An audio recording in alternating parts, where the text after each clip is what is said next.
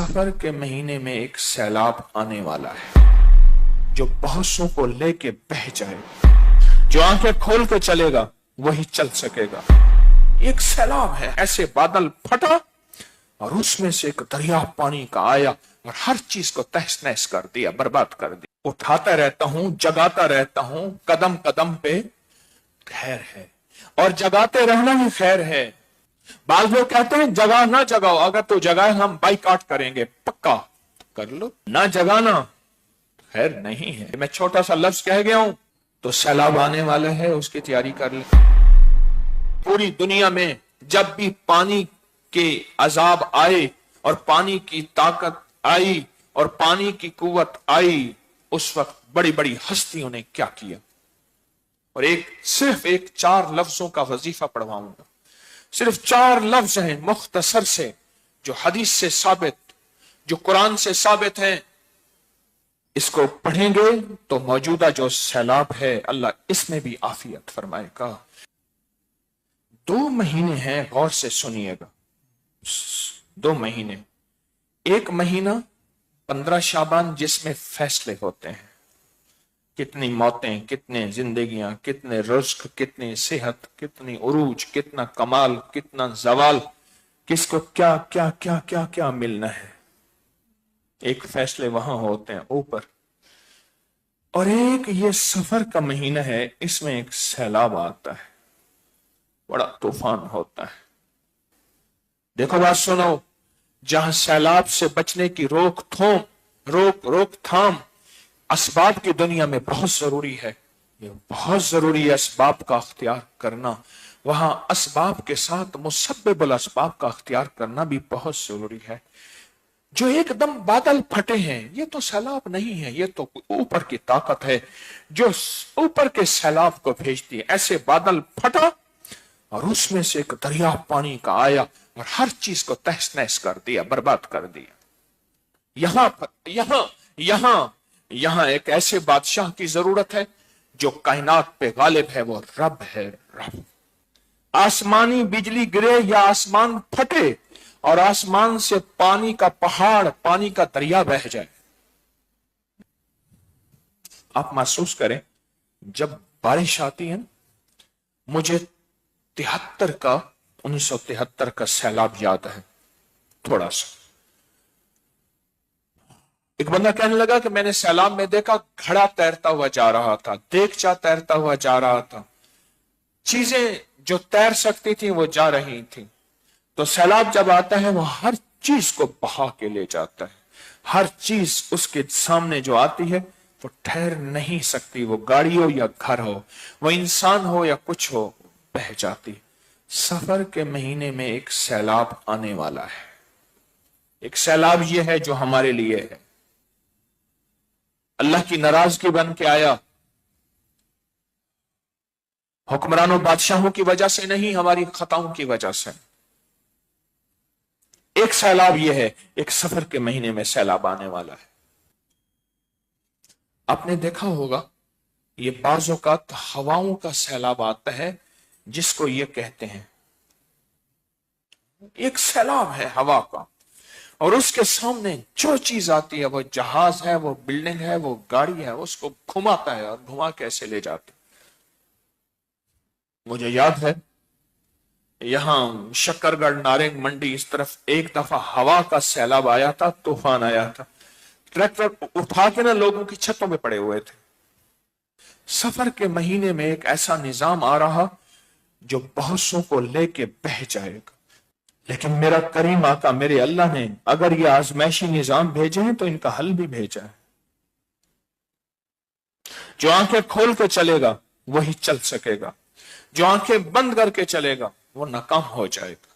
आप कर लेंगे भला भला। आप चाहे ऊंची जगह पे रहते हैं, आप कहते हैं मेरे ऊपर पानी का सैलाब नहीं आ सकता, लेकिन अल्लाह ने अपना निजाम भी बता दिया, तो जितनी ऊंची जगह पे रहे, ऊपर से चाहूं तो ऊपर से सैलाब ले आऊं।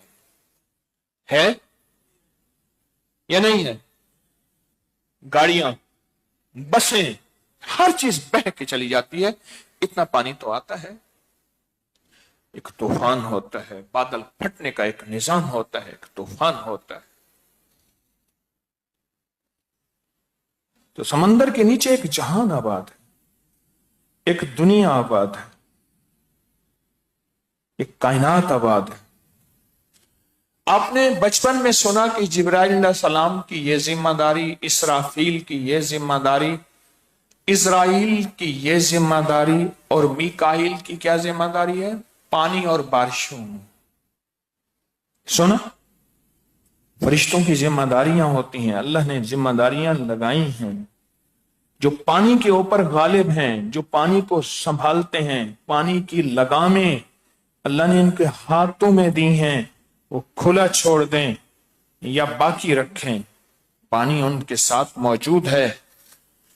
میرے رب نے ان کی خدمتیں لگائی ہیں کہ تمہاری ذمہ داریاں پانی پہ ہیں۔ سیلاب جو آیا امر سے آیا، حکم سے آیا، اس کی چاہت سے آیا، اس کے وجود سے آیا، اس کی منشا سے آیا۔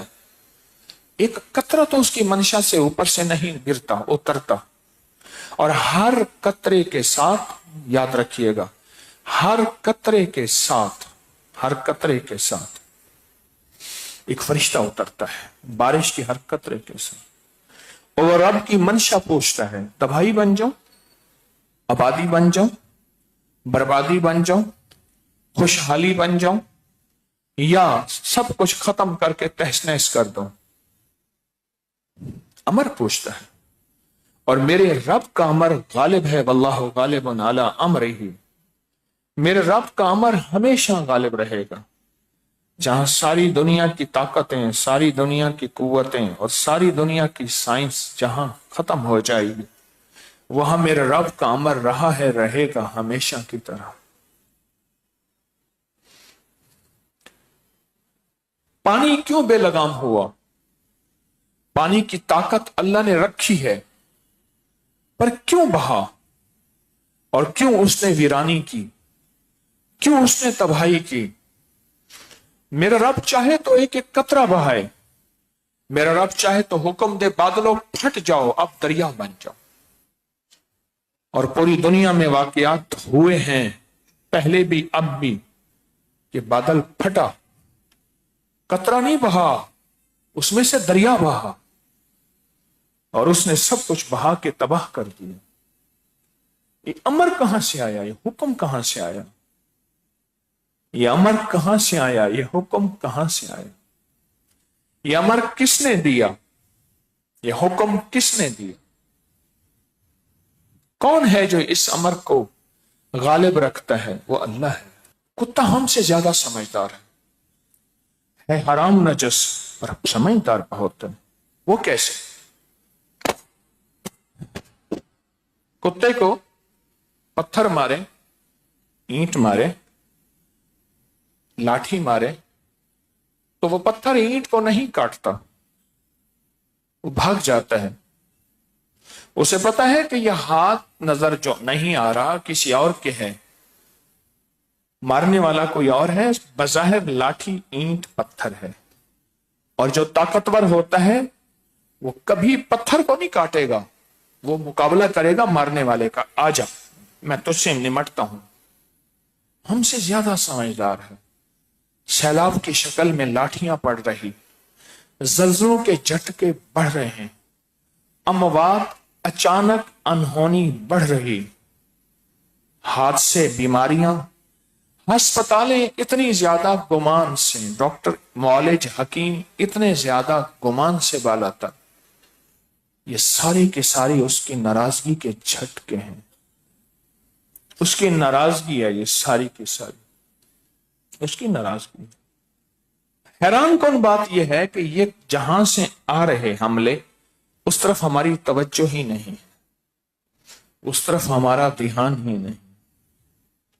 تو کتا تو سمجھدار ہے، اسے پتہ ہے یہ پتھر کہاں سے آیا ہے، وہ پتھر سے نہیں لڑتا، مارنے والے سے لڑتا ہے، وہ پتھر سے نہیں بچتا، مارنے والے سے بچتا ہے۔ پانی کہاں سے آیا؟ سیلاب بن کے، طوفان بن کے، زندگیاں لے گیا، گھر لے گیا، مال لے گیا، اسباب لے گیا، سب کچھ بہا کے لے گیا۔ آج تک لاشیں نہیں ملی، کتنی بے شمار ہیں، میتیں نہیں ملی، سب کچھ لے گیا پانی، پر کیسے؟ کیا میرے رب نے اس کو ایسے کھلا چھوڑ دیا؟ میرا اللہ بے بس ہے اس پانی کے سامنے، یا پانی بے بس ہے میری اللہ کے سامنے؟ آپ سب کہتے ہیں پانی بے بس ہے میرے رب کے سامنے۔ اعلی حضرمی وہ صحابی ہیں جنہوں نے پانی پہ گھوڑے دوڑا دیے۔ اعلی حضرم، حضرت اعلی حضرم رضی اللہ تعالی عنہ۔ آگے دیکھا تو سمندر ہے، بحرین کا سفر ہے، لشکر ساتھ ہے، گھوڑے رک گئے، سارا قافلہ پیچھے رک گیا، آسمان کی طرف توجہ، اللہ کی طرف توجہ کر کے پھر پڑھا، کیا؟ یا حلیم، یا علیم، یا علی، یا عظیم۔ بس ایک دم پانی کی ایک لہر آئی، پیالے کو اٹھا کے ساحل پہ پھینک دی۔ پانی کی ایک لہر آئی اور پیالے کو اٹھا کے ساحل پہ پھینک دی۔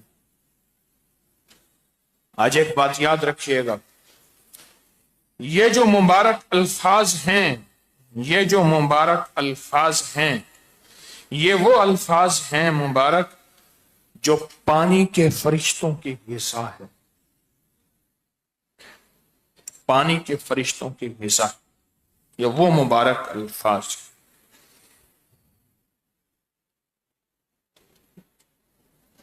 یا ایک اور الفاظ ایک روایت میں ہے، یا حلیم و یا کریم و یا علی و یا عظیم۔ پر میں جب بندہ یہ دو لفظ پڑھتا ہے، یا حلیم و یا کریم، ہماری ساری غلطیوں کوتاہیوں، ہماری ساری سختیوں اور بدماشیوں کو، گناہگار بدماش ہوتا ہے، معاف کرنے والے، اور حلیم اور کریم۔ پوچھا کریم کسے کہتے ہیں؟ کہا کہ مجرم پکڑا جائے اور پھر طاقت بھی ہو، قوت بھی ہو اس کو سزا دینے کی، پھر بھی فرمایا جائے جب معاف کیا، اچھا وہ جانے لگے خوش ہو کے، کہا بلاؤ اس کو، اور نے کہا پھر کوئی اور جرم آیا، کہا کتنے گناہ تھے اس کے؟ اس نے کہا جی 1,47,992، میں اندازے سے بتا رہا ہوں، میری عادت ہے، اتنے ہیں۔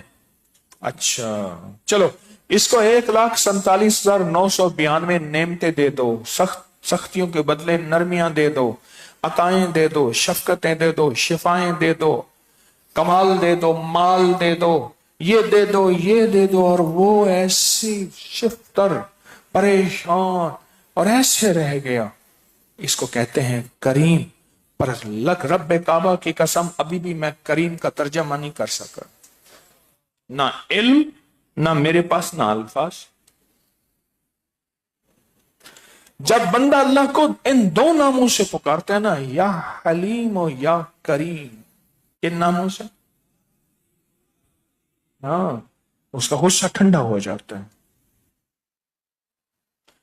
اس کا غضب ختم ہو جاتا ہے، اس کی ناراضگی ختم ہو جاتی ہے، اس کی شفقت متوجہ ہو جاتی ہے،